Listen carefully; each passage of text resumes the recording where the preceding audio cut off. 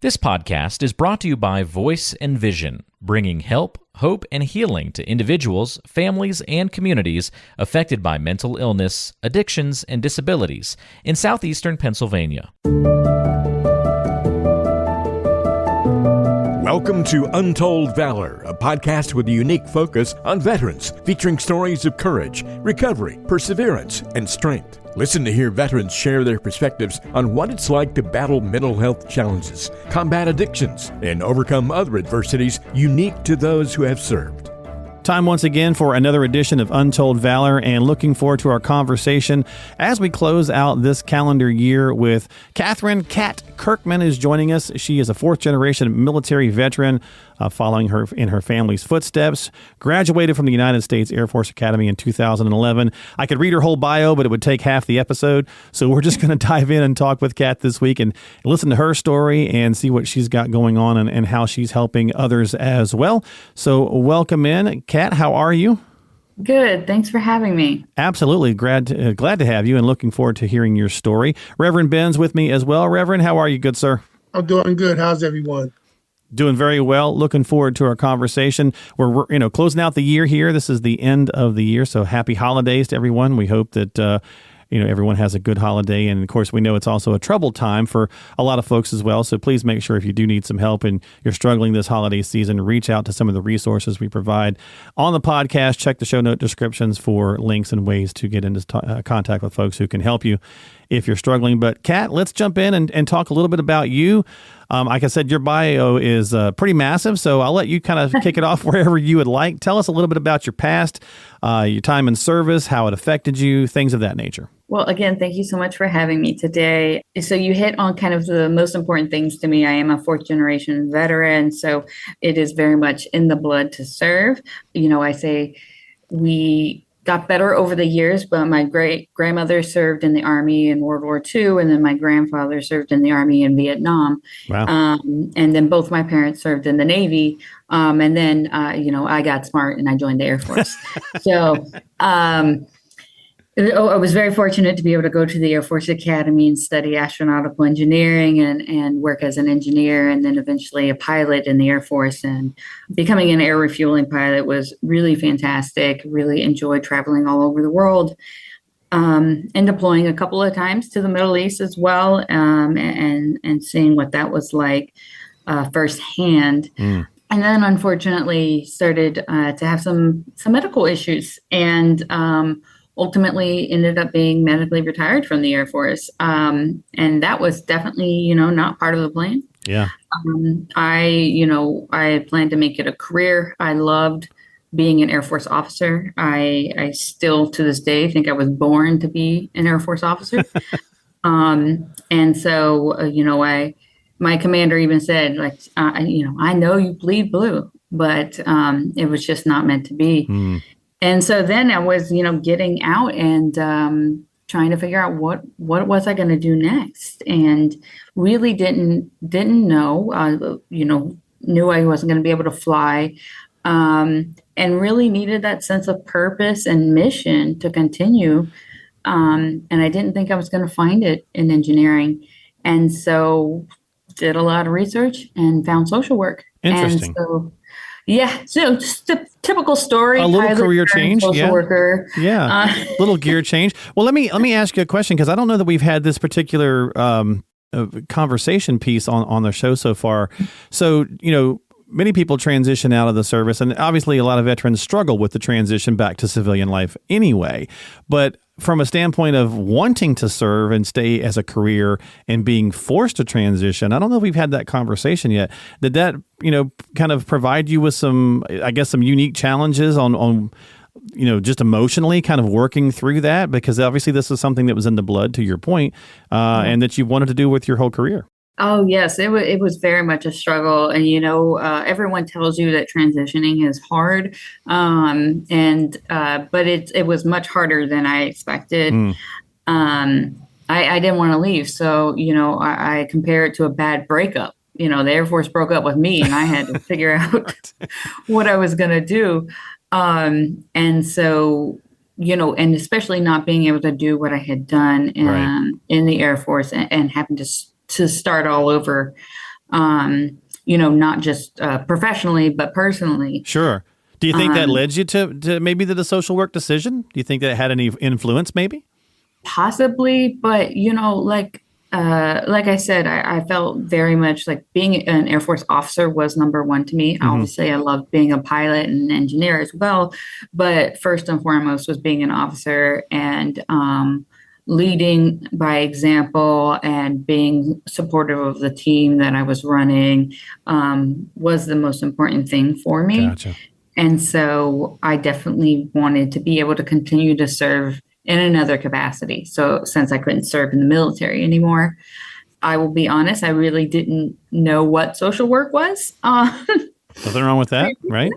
Well, you obviously learned because you got your master's degree, right? I did. I was very fortunate actually to use VRNE through the VA, and they, approved me to go to Penn and get my master's, and spent 2 years at Penn learning an enormous amount of information.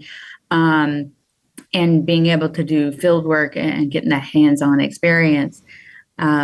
It was quite the transition because a lot of us think, oh, what's an easy way to transition out of the military is to go back to school. And I think that's true for some people. For me, it was the biggest culture shock I've ever experienced. Even though I had, traveled 15 different countries, I've lived in 15 states. But going from a male-dominated, conservative military organization to a liberal, woman-dominated educational arena. Culture shock? It was culture shock, to the nth degree. Wow, interesting. Wouldn't have guessed that. But yeah, I mean, I guess that does make sense in thinking about that. So, you went in, you got your degree, you got yourself set up. Obviously, you've done a lot of things there. You've been serving as the director of military and veterans affairs for congressman in your district, in your area there. So you've just been kind of working your way through, and it seems like it led you back, obviously, to helping veterans, which I guess kind of still sort of scratches that itch maybe a little bit to still serve. Yes, it does. And like I said, in the beginning, it was a bad breakup for me. So I was not interested in veteran services, and so I originally went into child welfare and education. Okay. And thought that that's where my calling was, and that incorrectly believed, oh, veterans have enough services. The VA has all of these services. There are all these veteran nonprofits. That's not where I'm needed. And then kind of, realized that was obviously incorrect. Right. Yeah. Not the case. But I had to take some time and do something else and kind of let that wound heal before I was ready to come back. And when I did come back, I was very fortunate to come back in the Congressman Evans' office and be able to really see the needs of veterans and their families and how big a need there still was in that community. Yeah, for sure. Well, let's dive into some. I mean, again, you've got so many things here we could talk about, but I know you wanted to spend some time, and I know Ben had some questions as well. Wanted to focus a little bit on another project that you're doing, and with the goal of the podcast being helping veterans in transition, helping veterans with maybe PTSD struggles or mental health issues or whatever the case might be, addiction or whatever the case might be. Talk to us a little bit about what you've got going on now, some of the things you're working on, and the Sisters in Wellness as well. Yes, so I'm very fortunate to have many hats, one of which is I'm a co-founder for a women veterans group called Sisters in Wellness that I co-lead with Rhonda Hart over at the VA hospital. And the main goal of it is suicide awareness and prevention. However, viewing suicide prevention as everything is suicide prevention. And so it's a space specifically for women veterans to focus on themselves and to be able to discuss the issues, concerns, and struggles specific to women veterans. While also doing some physical activity. We have an hour workout session of Zumba, or we do nature walks or chair yoga, variety of things, and it's for all abilities. And everyone's allowed to go at their own pace, and it's not a judgment zone. And so we also connect them to resources. So we've had different speakers come in to discuss kind of the programs that exist that they may not be aware of. A lot of women veterans find themselves in caregiver roles or sure, yeah, in social work or, in the social services. And so they may spend all of their time focusing on helping others and forget, hey, you're a vet too, and you may need some help too. That's a great point. That's a great point. So this is an opportunity that once a month they can meet with other veterans like themselves. And I tell them it's only 2 hours. It's 2 hours once a month, and that you can carve out just for you. You deserve 2 hours once a month. And so we do host that monthly. December will be our 5th month of doing this, so it's still a fairly new program, but we're excited to watch it grow. And we've been very fortunate to be able to have space at the Discovery Center in Fairmount Park. And they've been very kind and gracious to us to allow us to continue using that space. That's awesome. Reverend Ben, you've been kind of quiet. Let me get you in here. I know you wanted to talk a little bit with Kat on some things, so take it away. Yeah, Kat, I was listening to you, and I read your bio as well. And I'm applauding you for what you do for the women veterans, because that's the populations that's definitely underserved. But also, you do other things for veterans, period, as far as employment. Can you tell us a little bit about that? Yes. So I recently took on a new role as the program manager for the employment and training program for veterans here at the Veteran Multi-Service Center. And so that program is funded by the Department of Labor, and it allows us to assist veterans in finding employment or doing training in order to prepare them for the workforce in a different capacity. So we see everyone from veterans coming straight out of the service to veterans who, are retired but need a little bit additional income to make ends meet, and everything in between. And so we assist them with everything from resume building to interview prep, to our digital skills program, where we help veterans go through a digital skills course, and they learn some of the basics. For some veterans, it's as simple as learning how to create an email and check email, to more substantial services like in Excel and PowerPoint and Google Sheets and things of that nature, to make them really valuable and competitive in this digital world. And we're very fortunate that at the end of that program, Comcast has donated the funds to provide these veterans with a free laptop when they finish the program. Oh, that's fantastic.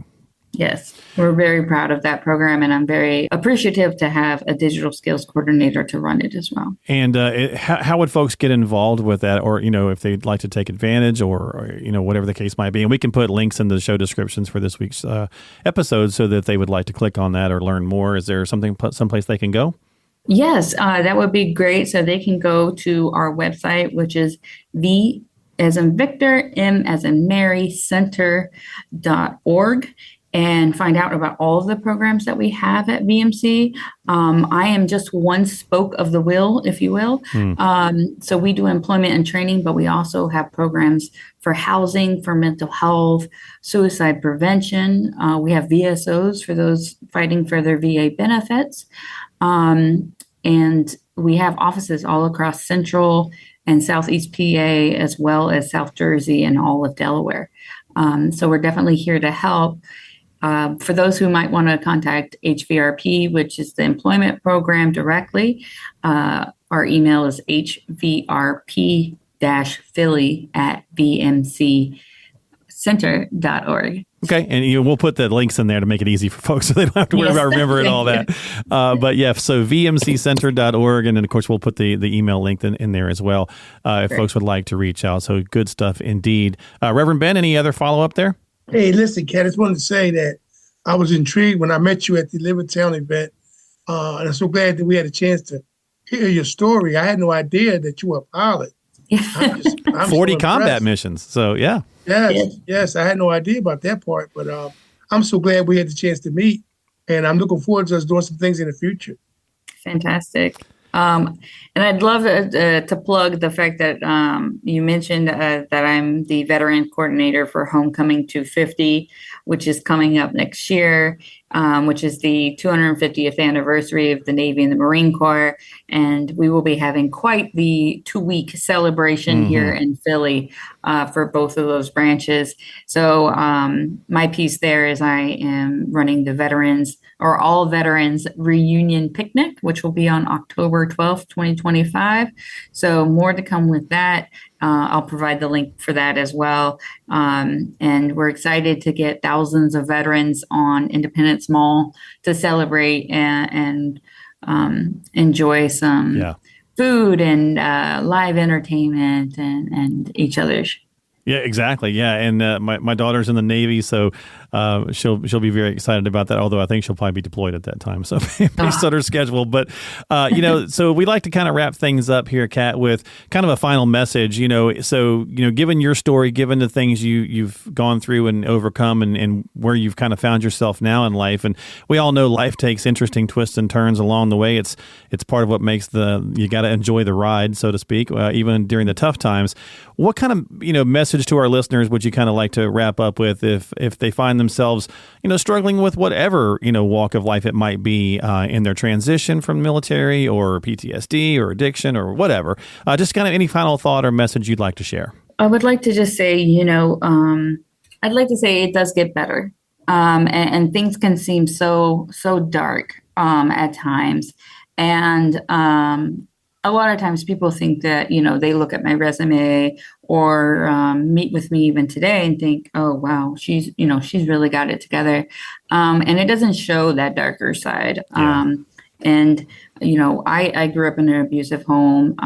My mother is bipolar and it definitely struggled with mental health, both in my family and myself. And so there were challenges there and there are those wounds that you don't see on the outside. And so just to remember that what you see on the outside does not necessarily correlate for what's going on the inside for people. And to always just have grace because you don't know what another person is struggling with, and that it is easier to be kind than it is to be cruel. Very, very well said. Thank you so much for being here, Kat. We certainly appreciate you. Reverend Ben, thank you for being here as well. As always, folks, if you need some help, if you have any issues or you're struggling with something, please reach out to some of the resources that we have in the show notes each and every week. We'll have some of the information from Kat there as well for this episode. And don't forget to subscribe to the podcast if you can on whatever platform you like using so you can catch new episodes, hear new stories from folks that have walked that same walk, walked that same mile, and share it with others who might benefit from the message. This has been Untold Valor, Veterans Recovery in Action, and may you all have a wonderful holiday season, and we will see you next time. You've been listening to Untold Valor by Voice and Vision.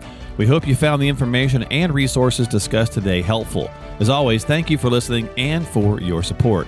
Remember to stay connected with us through our various social media platforms, including Facebook, Instagram, and YouTube. Don't forget to visit the website, voiceandvisioninc.org. That's voiceandvisioninc.org, where you can sign up for our blog and find free resources and information on upcoming events, webinars, workshops, and get support. You can also access our free help and hope guide for individuals and families struggling with substance use and addiction. If someone you know is struggling, please reach out for help because you and your life matter. Remember, the National Suicide and Crisis Lifeline is available to you at any time by dialing 988. We are all ambassadors of hope and recovery. And if you want to share your story, please contact us. Compeer Corps is also looking for veteran mentor volunteers and veteran participants. To find out more information about Compeer Corps, please call 610-541-0790. That's 610-541-0790. You can find all the links and contact information for the resources mentioned on today's episode by checking the description and the show notes section of your app.